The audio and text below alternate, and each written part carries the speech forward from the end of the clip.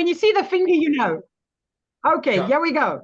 Every time Yvette shows me the finger, I know, okay, I forgot about something. So let's start all over again. So welcome everybody to this monthly training. And as you've seen, the heading of the training is Visceral Fat, the battle between the apples and the pears. And everybody, many people usually say, but is this all about diet? And I say it's not all about diet, and it's not all about how you look and reducing your waist size. The waist size and this visceral fat that's causing the apple-shaped body is so important metabolically. And that is why me and Yvette, we hammer on this so much, because that is many times, as functional medicines, we look for the root cause of things. That is many times where the root cause of stuff is. And to take it even further, what is causing that visceral fat? So, well, without further ado, I'm going to share my screen here. It's this one. Here we go. Visceral fat, the battle between the apples and the pears. And we're going to kick it off with the training. So, our objectives for this training is we're going to attempt to answer all of the following questions. What is the difference between apples and pears? What is visceral fat? What is the difference between visceral fat and subcutaneous fat? Where does it come from? And what is the metabolic effect of it? And how can we get rid of it? So the apples versus the pear, I want to start off by saying not all fat is created equally. And because we have the visceral fat and the abdominal fat, and these two types of fats, these two body shapes to start out with, is more a metabolic type than a genetic type. Because many people will say, oh, mom and grandma and great-grandma all have these apple shapes, but they never realize that mom, grandma, and great-grandma might all have been eating the same diet. And that is why they all have the same body shape. It's not all genetic. It is most of the time, it is metabolic.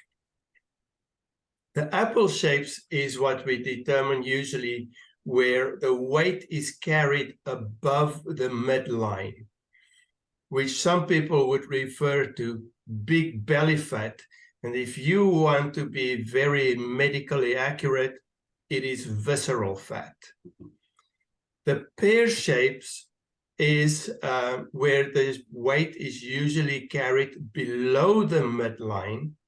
Some people refer to it as big butt fat, and that is a subcutaneous fat, because that is not fat that is in between the organs.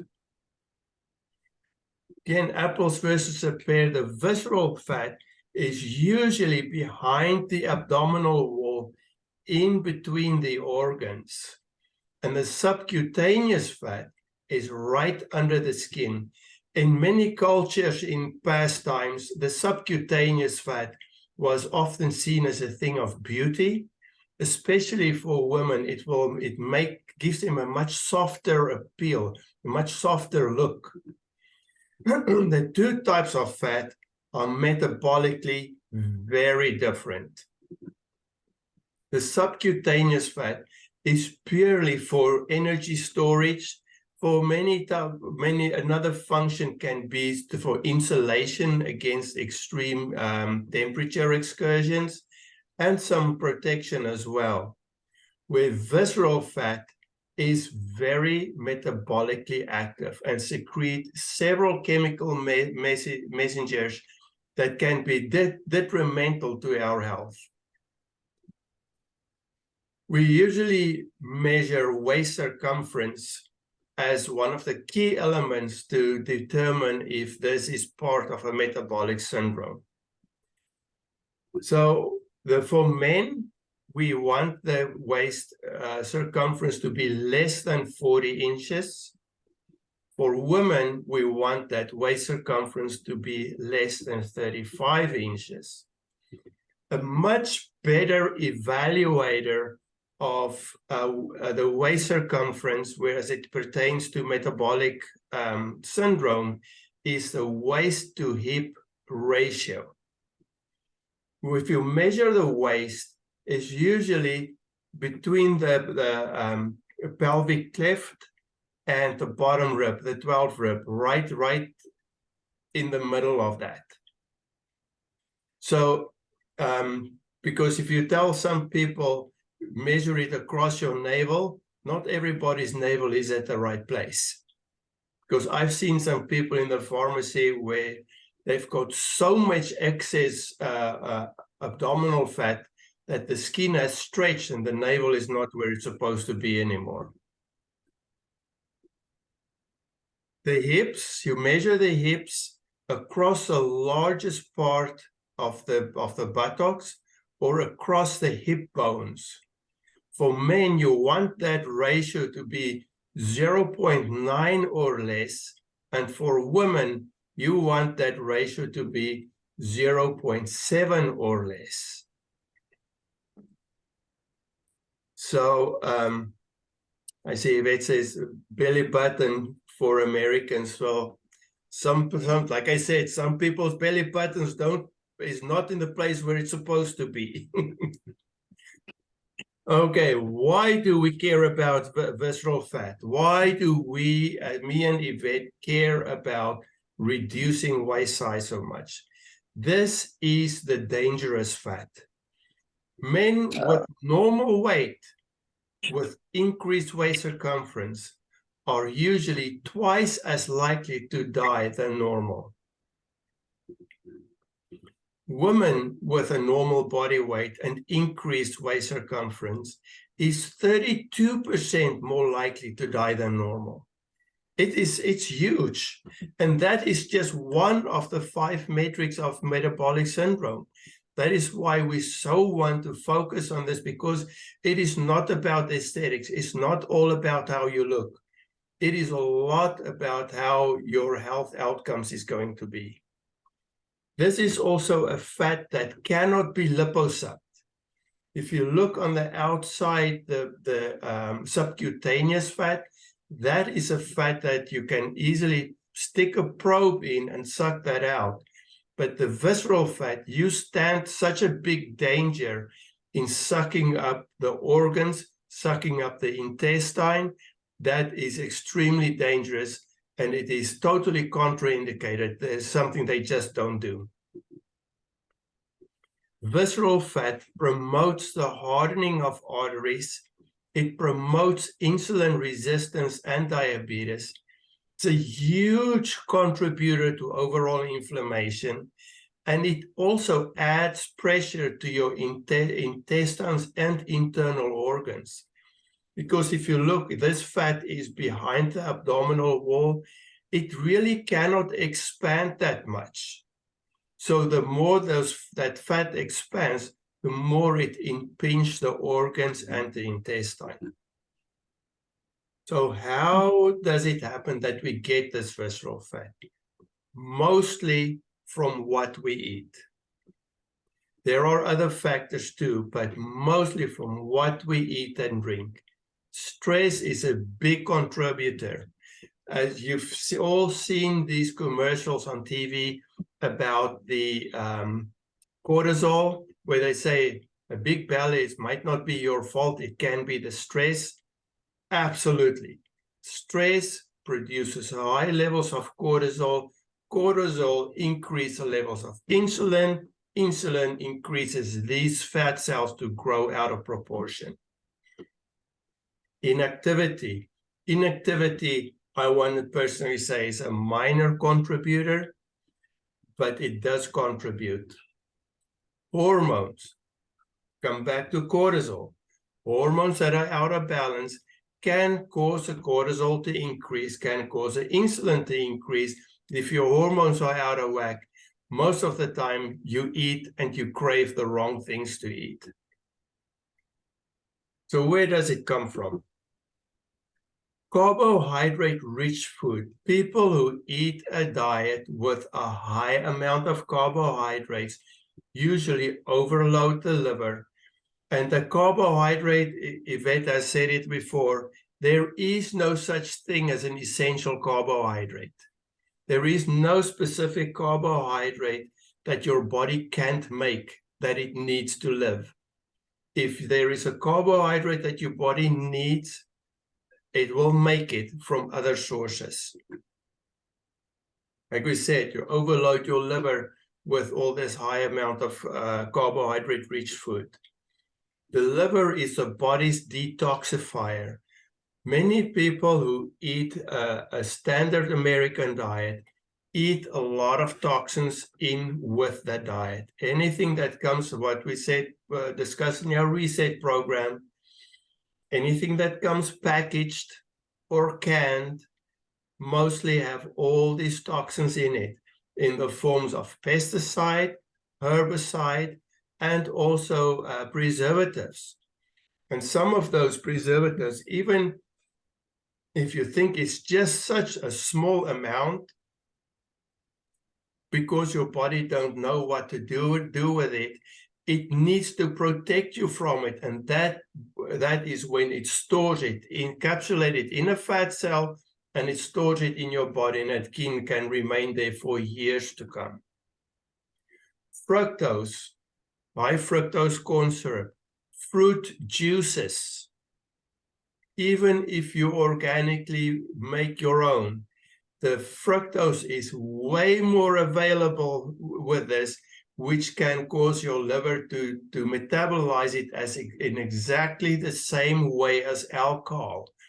And that is why we have children, 5, 6, 7-year-old, with non-alcoholic fatty liver disease. And this is so sad, because 1-fructose is probably the molecule that is responsible for 90% of our addictions. It causes this dopamine surge, and people can't just stop. They need to get that fix again. And people, even as the big thing for me is children, because they don't have control over it. And we as parents, we're the ones who are supposed to have the control over it. And when they get hurt, and we want to give them something to comfort instead of giving them the emotional comfort, oh, here's a treat. Have a candy, have an ice cream. And that is where it all starts. And then they grow up and they're all sick and nobody knows why. There's this fat that the liver makes spread from the liver to the heart and other organs. I wish I added that picture that I saw from a fatty heart. That is shocking. A normal heart, if you open somebody's chest and you look at it, it is nice, bright, and red.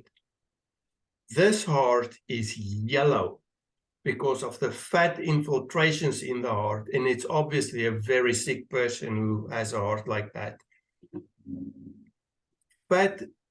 This fat also increases insulin resistance, and the insulin resistance increases fat accumulation. So it is an evil cycle. The one feeds the other. This fat, the visceral fat, actually causes you to increase insulin secretion.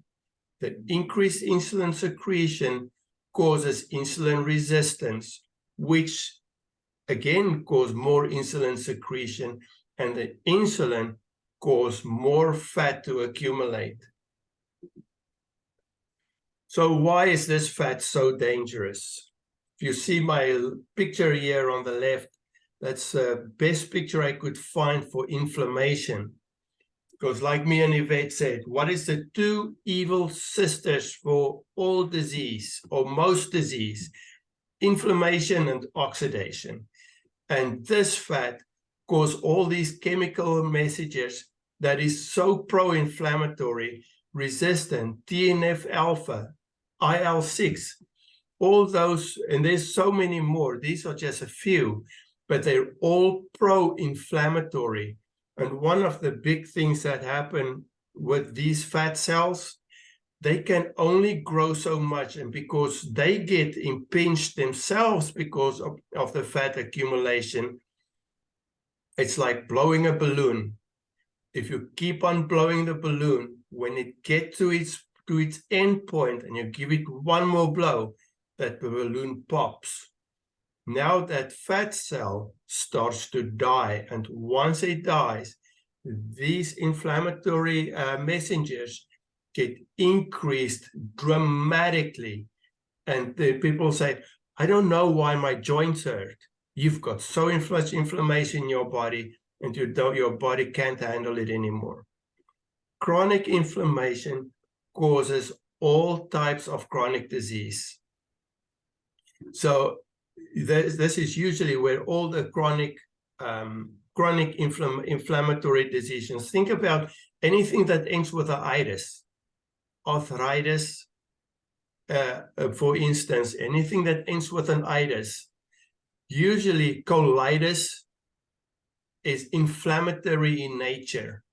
And if you go and look, not all, but most have this problem with the visceral fat. This inflammation can attack the heart, the kidneys, the organs, and the joints. I just did a continued education yesterday about this brand new novel drug that is discovered in order to protect the kidneys and the heart for people with diabetes and chronic heart disease. And what does it do? It's a biologic for inflammation. Mm-hmm. So our bodies can get rid of this inflammation if we feed the body the right stuff. Okay, what about stress? We talked about stress. Stress is another big contributor, and I can't stress it enough to look after your stress. Usually stress goes hand in hand with a bad diet. That's the unfortunate part, because when you're stressed out, you tend to eat, and you tend to eat the wrong things. Because when you're stressed, you want the sugary stuff, you want the things that's going to make you feel good. And on the other hand, also, when you are stressed, if you prepare your body, I always tell my kids, you don't buy an insurance because you know you're going to use it tomorrow. You buy your insurance in the hope that you never use it. That is what a good diet does for you. Because if you prepare your body now and your hormones are all in perfect synchrony, when the stressful event hits, you're okay. Your hormones know exactly what to do. They don't go out of whack, and they don't go overboard in order to produce this visceral fat and make you feel that you don't know what to do. You don't go into fight or flight right away because this is a stressful event. Okay, now I can think clearly now to get over it. And your cortisol go a little up and then it goes down again. The stress cause increased cortisol. And like we said before, increased cortisol cause increased insulin resistance, because cortisol helps to squeeze some more insulin out of your pancreas, and now it just remains high. Short-term stress can be life-saving. That's why cortisol is not a bad thing. If we did not have cortisol, we would all die. But if the lion is chasing you, I want a lot of cortisol because I need to outrun the lion. But long-term stress in the form of financial stress, relationship stress, emotional stress, those type of stress is not something that's going to go away in the next 5 or 10 minutes. It usually stays with you for days, some people for months, and some people for longer. And with that high level of cortisol, you are set up to get this visceral fat, increase inflammation, and worsening and worsening health. Stress also causes you to not have good quality sleep. You don't get enough sleep and you don't get a good quality sleep. Both of those, again, increases cortisol, which can make you more hyperreactive when you're in a stressful situation. Stress management tactics is crucial, and we're going to go over some of those. So, how do we get rid of visceral fat? There's two ways. There's lifestyle intervention, which me and Yvette are doing. This is our food, because we believe God made our bodies in a way to heal itself, and that God has put in enough wisdom inside this wonderful machine that it can take care of itself. Or there is a medical intervention. Medical intervention usually will focus on the symptoms and chasing numbers. So well, if you go to the doctor and say, I've got this big belly, they will take a measurement, they will measure your weight and say, all right, let's see what drug we can prescribe to get this down. If your blood pressure is high, let's see, okay, you've got hypertension, let's see what drug we can prescribe you to get this down. If your LDL triglycerides are down, there's these prescriptions, but it does not get to the root cause. Lifestyle and functional approaches, what me and Yvette is doing, we focus on changing the underlying cause. What caused this problem to come? What caused this extended belly? What caused the high blood pressure and the cholesterol problem? And is it really a problem? Because there are people who are overweight who are metabolically perfectly healthy. That is also true. And there are people who are super skinny, but metabolically they're really sick. And that is where we come in, where we want to get into the real crucial points of this. Reset, our functional medicines program, the free program, is the perfect landing place, because that is where we teach the basics. That is really the foundational basics for us to start and kick off with. And we always start with diet, because usually if you get the diet right, now you create a bottom line where if there's still problems, that we can address those and identify where the root causes really are. I've just added this slide, conventional medicine versus what me and Yvette are doing. Conventional medicines is disease-orientated, where functional medicine is health-orientated. Doctor-centered, I want to say symptom-centered, versus we are patient-centered. We look at the whole person, because we will ask you about your family too. And sometimes that's where the problem is. Conventional medicine is diagnosis based on symptoms. We look out for underlying causes of the disease. Conventional medicine is specialized. They want, if you have diabetes, they want that one number to go down and they don't look at the rest. We see everyone as a biochemical individual, and that's why we might want to do some tests to see how you are biochemically put together so we can give you the right advice. Conventional medicine work on early detection of disease. We want to prevent it from even happening. That's why we want to go upstream and catch people before it's too late. This is just another one. If you look on the top side where the leaves of the trees, there's many ways to get sick and to be sick. And there's a specialist for every one of those disease states. But we have one practitioner or two of us where we focus on deeper underlying causes. And if you look here on the left, inflammation, poor diet is really at the root of it.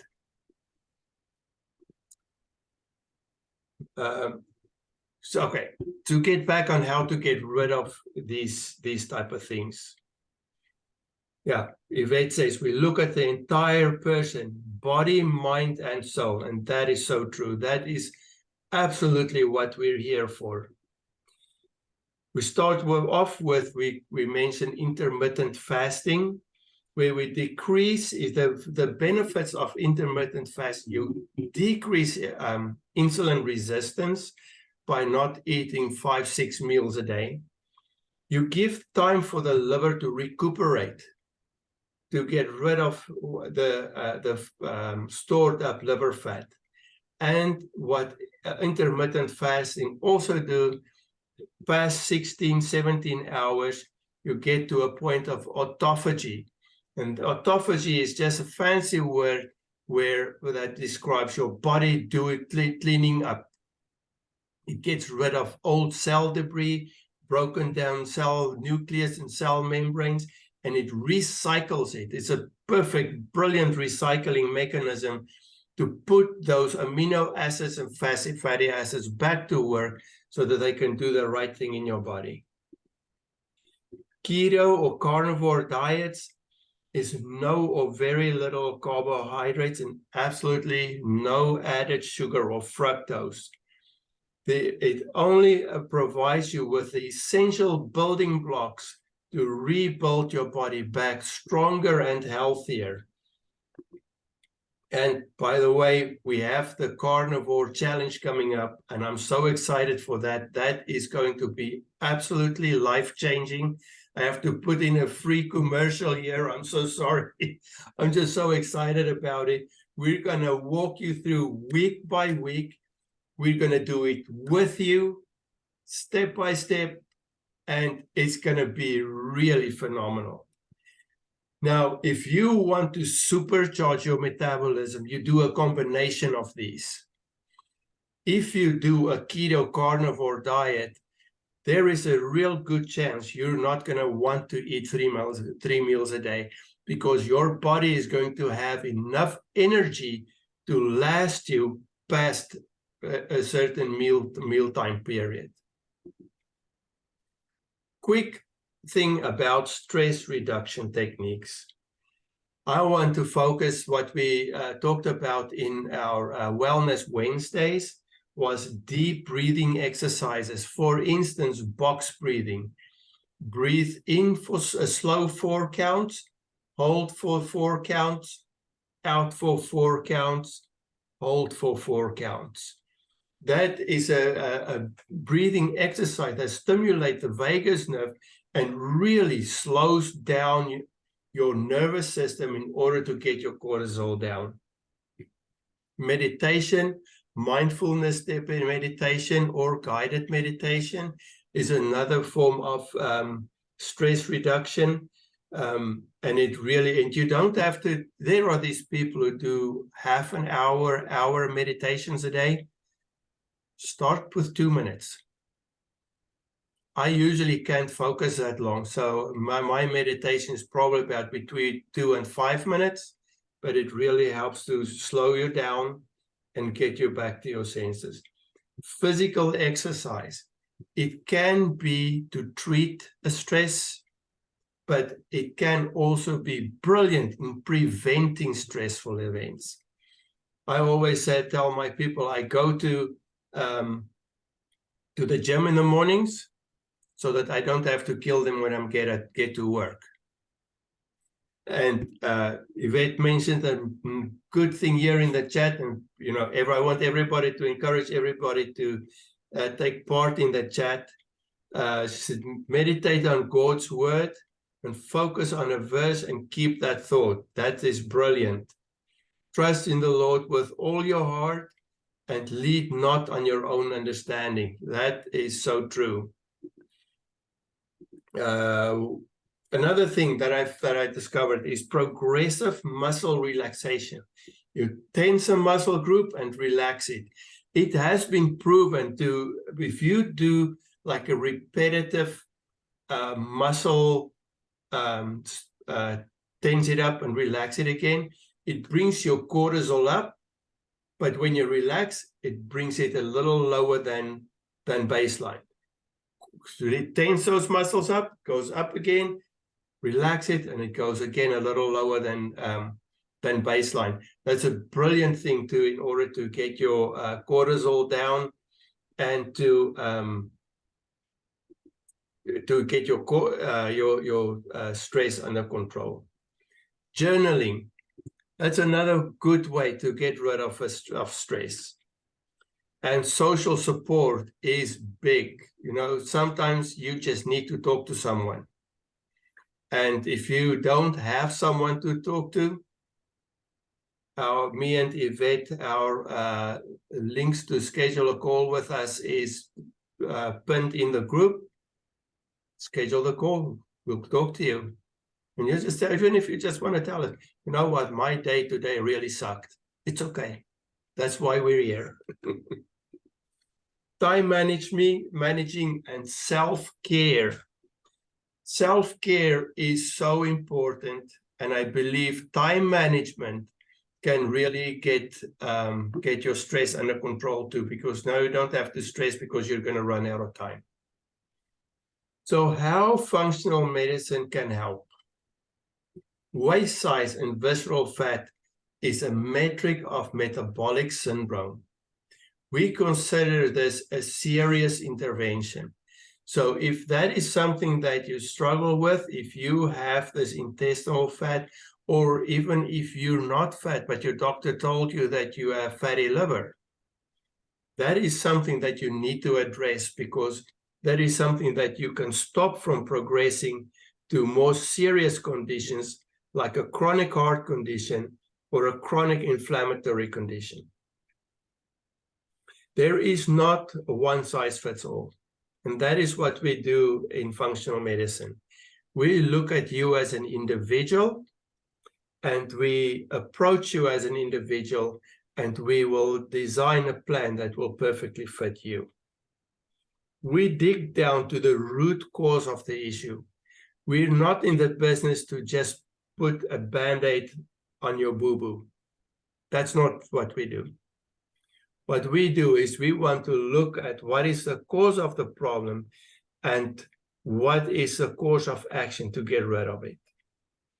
We want to establish a partnership with you in order to reach your personal goals. Once there is we identify the problem, we want to partner with you, because unlike the hardest work you do when you go to the doctor is to pick up the prescription and swallow the pills, with functional medicine, there might be some work that we want you to do. We might want you to follow some dietary restraints. We might want you to do some exercise. So it might take a little bit more work than just swallowing a pill. And the reward, your success, is our delight. And that is what I want to end with. And that is why me and Yvette put this program together, why we decided to start this group in the first place, is to bring hope, number one, and then to be there to help people get to a better life. So my screen that's the end of it. So, and I believe Yvette has something to share as well, because she said she saw something very interesting in this this whole spectrum of visceral fat that she wants to share with us. So Yvette, you're on. Well, Johan, first of all, I must say that was amazing. It was tremendous, because I don't think people always realize that there's different kinds of fat. Yes. And something that you said there that I have said for years and years, I didn't always know why, but now I understand. I have known people that are thin and they are very unhealthy. And I have known people who are chunky and they are healthy. And I've always thought to myself, why is this? So we live in a society where health is connected to what you look like. There is some truth to it. But when I found that, and looking into where the visceral fat is in some people's organs, they've got these really firm bellies, and you get the guy with a big, fat, floppy belly, but he's only got subcutaneous fat. Yeah. I was like, oh my goodness, he's not even half as sick as the other dude with all the visceral fat. So I wanted to just share a couple of pictures here with you. Let me just wait. This is it sharing, Johan? Okay, so I wanted to just take some time, share some photographs of people with the different faces. Now, if their faces have changed this much, you can imagine what their bodies changed. Some of these pictures are 30 days, some of them are 90 days, which is incredible because some of these people in 30 days look like 10 years younger. So this lady, the total change in her face, her eyes have sparkle. It looks like a different person. And I honestly just thought that was so incredible. And you know what? Let me see if it's going to let me go to the next one. Okay. Oh, well, we might have to go back to the original one because I want to show you the difference in there. Give me one moment. You know, I'm technically challenged. I'm not as bright and beautiful as Johan is with these things. Let's get there. Terribly sorry, people. Just bear with me. We get in there. Okay. Welcome to our world. I'm sure I will have some sympathizers here with me. Yes. There's a little arrow at the side.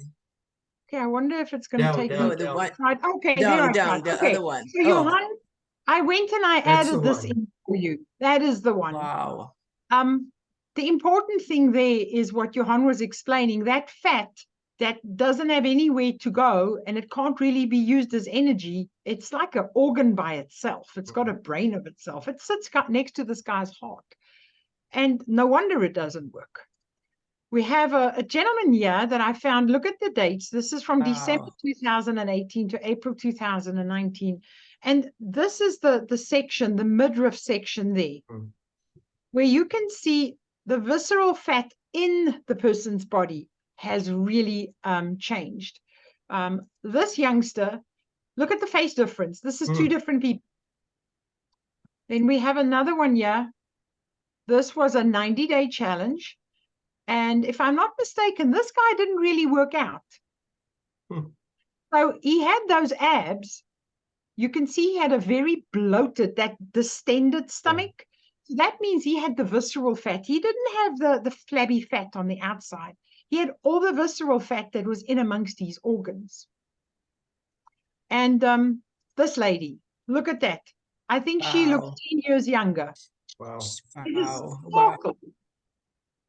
So I do believe that, let me go out of there, that is such an important thing for people to realize. What Johan was saying there, with a visceral fat, you're actually fighting something else in your body. You've got enough fighting against you. Now you're adding this.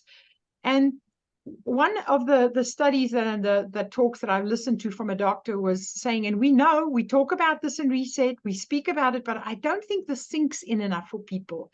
Seed oils are so responsible for forming the visceral fat. If you cook your food in seed oil, if your sauces are if you have seed oils in anything, it is a toxin. It completely damages the way your brain, your liver, how they process it. Those fats are blocking the natural fat storage. It goes all to visceral fat. So people, remember from Reset, seed oils, do not use those. It is so important. And with carbohydrates, I always love it when people say, yeah, I've cut out all my carbohydrates, but I still eat vegetables. Carbohydrates is carbohydrates.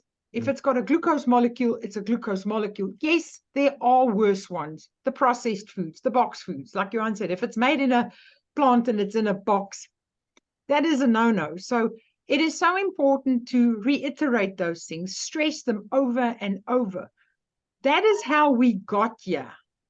Each of us has a testimony of exactly how we got here. I will be honest with you. I told Johan this the other day.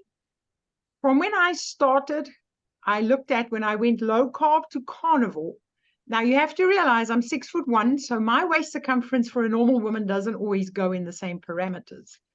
But I went from a size 46 waist to a 34. Wow. Wow. Wow. Wow. That is more than a foot. Do you understand? When I put that in front of me, I'm like, this is just unbelievable.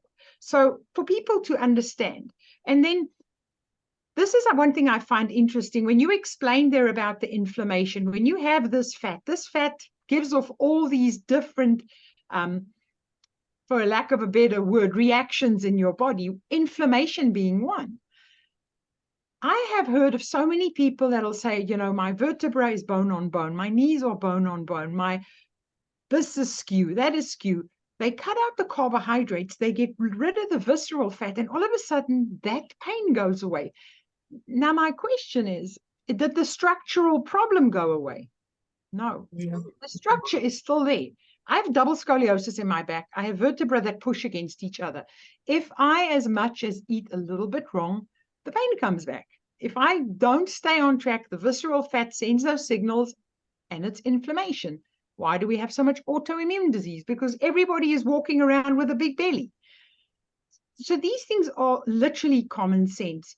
I don't want to do Johan's whole talk. It was just a couple of points that I found that sometimes people get stuck in these things and they don't connect the dots, thinking, oh, you know, maybe I just need to go for an MRI so they can fix the bone. No, how about just fixing your diet, getting the inflammation down, and then we go to surgery and stuff like that, because that's not where we want to ultimately go.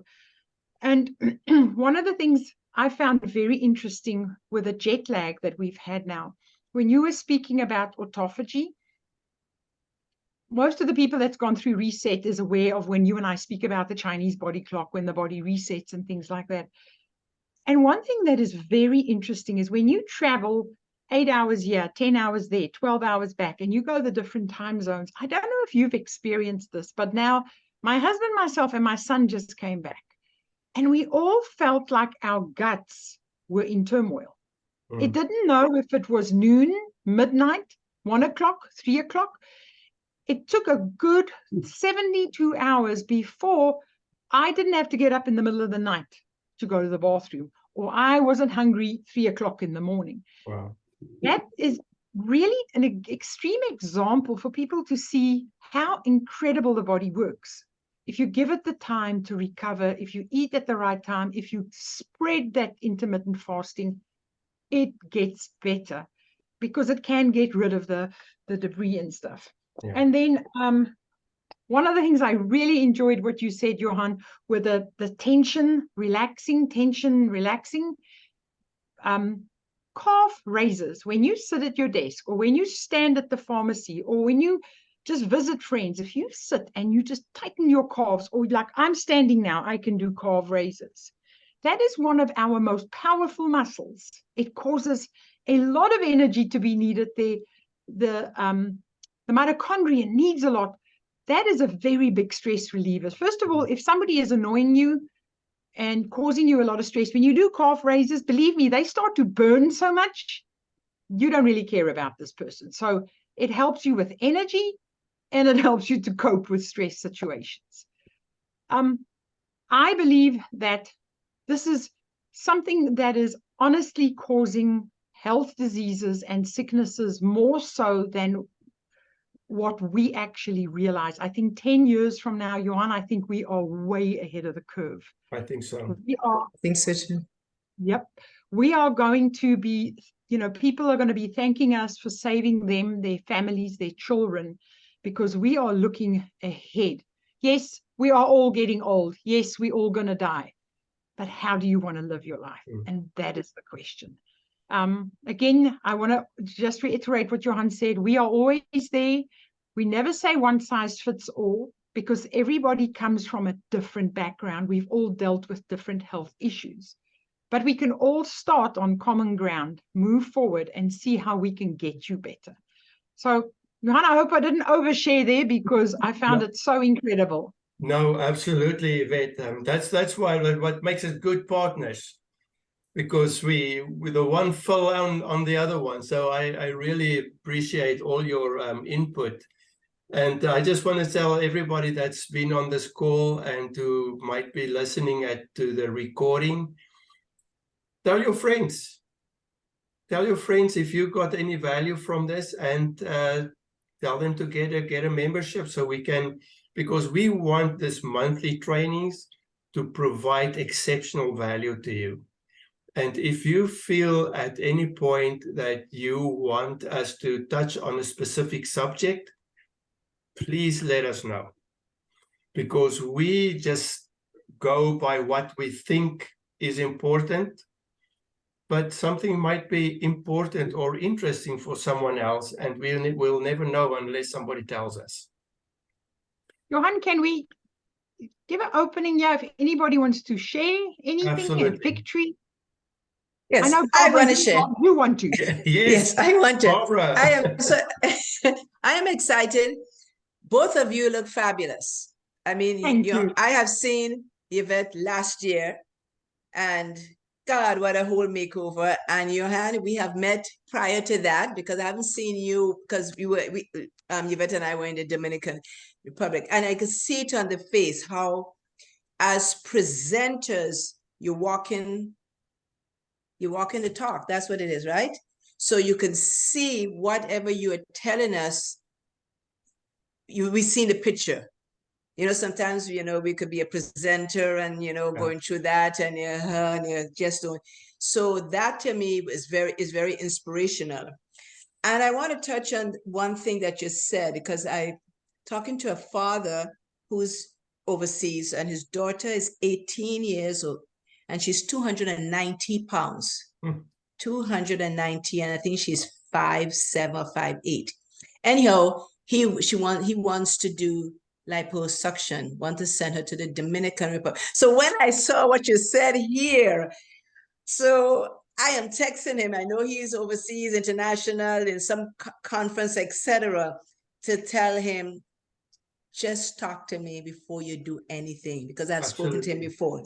So that was one of the things. And I didn't know that day, when you do the lipo, most of the time is really the subcutaneous and not the visceral. And if they do go to the visceral, but now it makes sense, because a lot of people who have done liposuction that I know of are not having the best of health at all.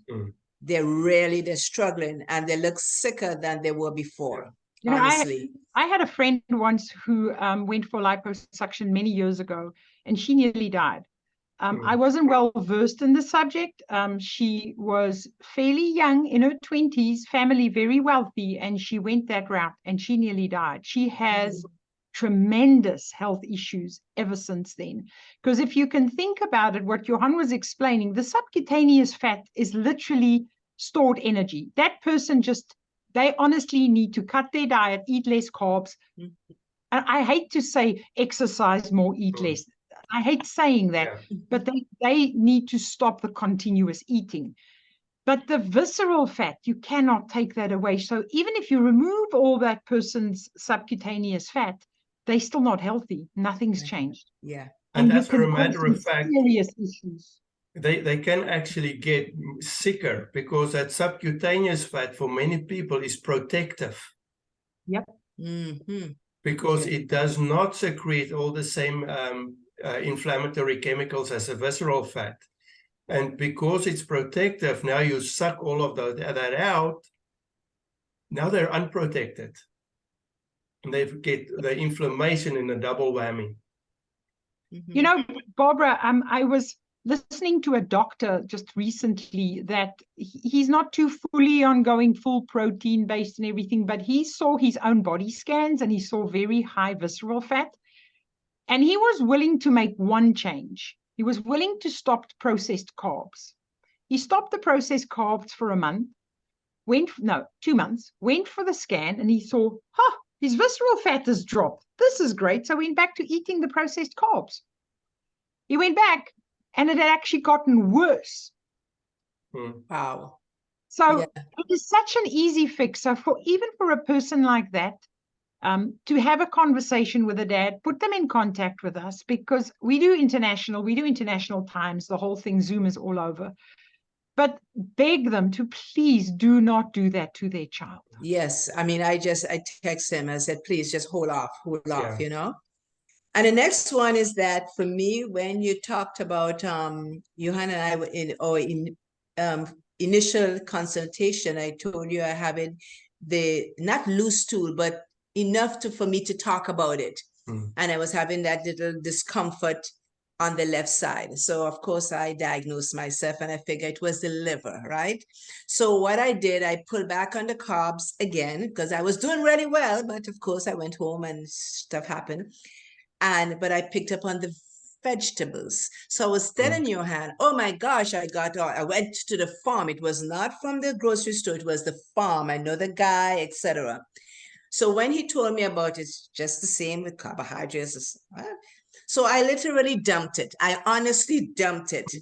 And let me tell you, it took 3 days to get back on my meat and all the wonderful things that I followed Tony and Yvette in Dominican. And it took 3 days to finally got to about 80%. Then it gone to now, and now I could go, and I said, what a difference. So here it is. I cut the carbs with the pasta and all that stuff, but I still kept the veggies because you have to have the 5 to 9 servings of fruits and vegetables, blah, blah, blah, blah, blah. So I realized you're putting my brains in this puzzle. I'm connecting the dots and see if this makes sense for my body. And my body could not take that. So when I looked at it in the trash and I said, I'm so sorry, I just spent money on you. But he said, you told me I don't have to. You told me I can just, but I didn't want to. I wanted to prove to myself. And let me tell you, what a difference. Yeah. Now, my friends tell me I'm crazy. This is ridiculous, Barbara. You're a nurse. What's going on with you? Not really accepted in the people circle that I want to talk to about. When I want to talk to them, they are not accepting it. But I will just let them look at the picture like how we look. I'm looking at both of you. Yeah. Just a picture. You know, Barbara, one thing, this is a part that Johan and I have come to agree upon. I will never say to a person that you don't have to eat vegetables. If you really love green beans, go for it. If you want to eat spinach, go for it. If you are going to come to me and you have any related issues, then my first thing would be, okay, how about we cut that out first before we do anything else? Okay. And I think what you did there is probably the most important thing, is to check it for yourself. If I'm not saying you don't have to believe us, but you are from a medical mindset. So you still have a little bit of that old stuff that they taught us that we have to. A little bit, a lot. A lot. Johan and I will honestly, many times we have to confess, you know, Johan, I still think this way, but I have to realize that's not the right way. And I honestly believe that if you can get a person to do that and experience the difference, that is when you can get people healthy. Yeah. For sure. Sure. But I want to get my waist to 34. So, in fact, I'm going to go and measure when I'm finished, etc. Okay. Oh no, yours is good. You don't have a problem. You live a really healthy life, Barbara. I think many people, even younger than you, can really look up to you, what you've been doing with your health. It's just spectacular. And I like what you said, the one about the insurance. Insurance is hope you will never use it. I never thought about that. That is so true. It's really a hope that you will never use it. So that to me is a good line for me to use to them, because people believe the insurance is to promote, oh, it could take care of me when I get sick. So you see, it's planted in their head to get sick. Yes. So they buy just so self-prophecy. So that is beautiful. I like that. So I enjoyed this presentation. So that was good. Thank you so much. Thanks for everyone who was on, Johan. Amazing work you did. I know you did a lot of work, a lot of research, and we are so blessed with you and all the hard work that you put in. Thank you very, very much. Thank you. I appreciate your partnership. It really helps me a lot. And I want to also thank everybody that was on here. I really enjoyed our time together.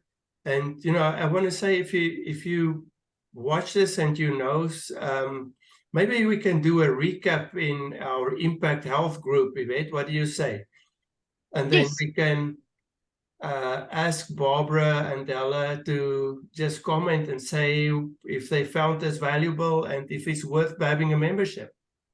Yep. And just if you could share one thing that made an impact for you, what you were saying, it really does help, because I think we spoke about it the other day. Some people think there's a snag to this, you know, like what's the snag. catch? What's the What's catch? the catch? Catch. Mhm. So I agree. We could definitely have that good at it, get it at a time, and have people share. That would be absolutely amazing.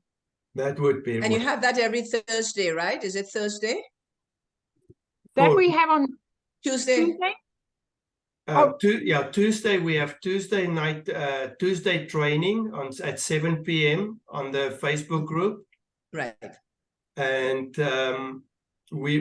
because August is coming and we're going to kick off the new reset program, and I see you did register, Barbara.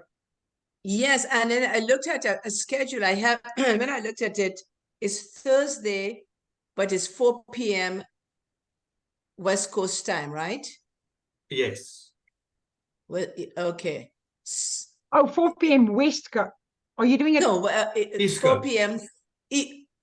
4 Oh, it's p.m. 4 East p.m. Coast. It is 7 p.m. California time. You want on to stop the Thursdays. recording?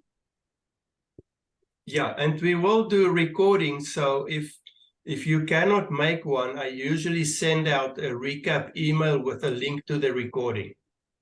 Okay, so it's 7 p.m. our time, West Coast time on a West Coast Thursday time, for the. yeah. Oh, thank goodness, because I have something from that time. I said, "Oh, look today," and I got confused, and I keep going on your website, and I'm just getting crazy because I want to learn more about that. Okay, excellent. Thank you. All right. Thank you, everybody. This was great. I really appreciate everybody's participation, and I hope to see you guys soon. Thank you Okay, all. thank you. All right, bye-bye. Bye. Bye. Bye.